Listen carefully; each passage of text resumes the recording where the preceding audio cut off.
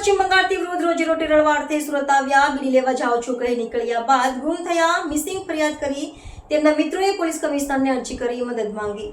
બંગાળી સમાજના આગેવાનના જણાવ્યા મુજબ પ્રભાસ મૃત્યુંજય પોદાર ઉંમર વર્ષ 64 જેઓ પશ્ચિમ બંગાળના ગ્રામ્ય વિસ્તારના વતની છે. તેઓ વતનથી શહેરમાં રોજીરોટી રળવા માટે સુરત આવ્યા હતા. અંબાજી રોડ ખાતે રહેતા મોન્ટુ મંડળના વ્યક્તિના ઘરે રહેવા આવ્યા હતા, જેઓ તારીખ 31/7/2025ના રાત્રે પ્રભાસ મૃત્યુંજય પોદાર બીડી લેવા જાઉં છું તેમ કહી ઘરની બહાર નીકળ્યા.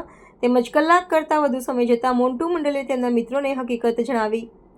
અંબાજી રોડ અને ઝટપટિયા હનુમાનજી મંદિર તેમજ ભાગળ રસ્તા તેમજ આસપાસના સ્ટેશન સહિત વિસ્તારોમાં શોધખોળ હાથ ધરી, પરંતુ ક્યાંય પત્તો લાગ્યો નહીં અને ગુમ થનાર વ્યક્તિને હિન્દી ગુજરાતી ભાષા આવડતી નથી, ફક્ત બંગાળી ભાષા બોલી શકે છે અને જાણી શકે છે.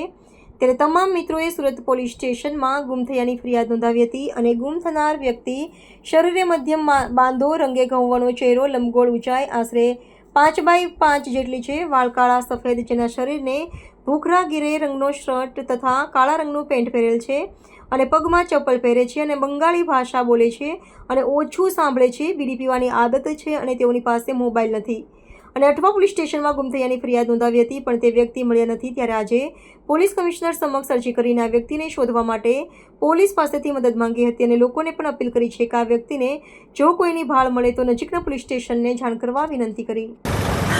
આપનું નામ નિપેન કૃષ્ણાબંધુ દેવનાથ. શું ઘટના બની છે કે આજે પોલીસ કમિશનરને રજૂઆત કરવા આવ્યા? એ છે આપણે ગામથી 30 તારીખે સવારે આવેલો હતું મારા દોસ્તદાર, ને રાત્રે 10:30 વાગે એ બહાર નીકળીને બીડી લેવા ગયા. બીડી પીવાનું આદત હતું તો એ પછી ઘરે આવ્યો જ નહીં, ખોવાઈ ગયું, કોઈ ભટકાઈ ગયું. તો આપણે પોલીસ ચોકીમાં જાણ કરી. તે દિવસને 31 તારીખ રાત્રે 2 વાગે પછી એ લોકો કીધું 24 કલાક પછી આવજો. 24 કલાક પછીને આપણે અરજી આપેલી છે. પછી આજે 7 તારીખ થઈ ગયા છે, હજુ સુધી એને કોઈ ઠેકાણા નથી.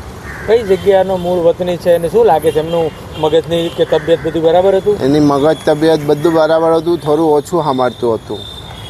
ને એની વતન છે વેસ્ટ બેંગલ, ગ્રામ છે એની ગોદા, પોસ્ટ છે ગોદા ઓન્નોદા, થાના કાલના. એ જગ્યાએ જ્યાં રહી છે ત્યાં. ને અહીંયા એ મજદૂરી કરવા માટે, નોકરી શોધવા માટે આવેલું હતું ને ગુમ થઈ ગયા છે. સુરતમાં પહેલી વાર જ આવ્યા હતા કે સુરતમાં કઈ જે વિસ્તારમાંથી ગુમ થયા હતા? એ અંબાજી રોડમાં ખટખટિયા હનુમાન મંદિર, ખટપટિયા હનુમાન મંદિરની સામેથી એ ગુમ થઈ ગયું છે.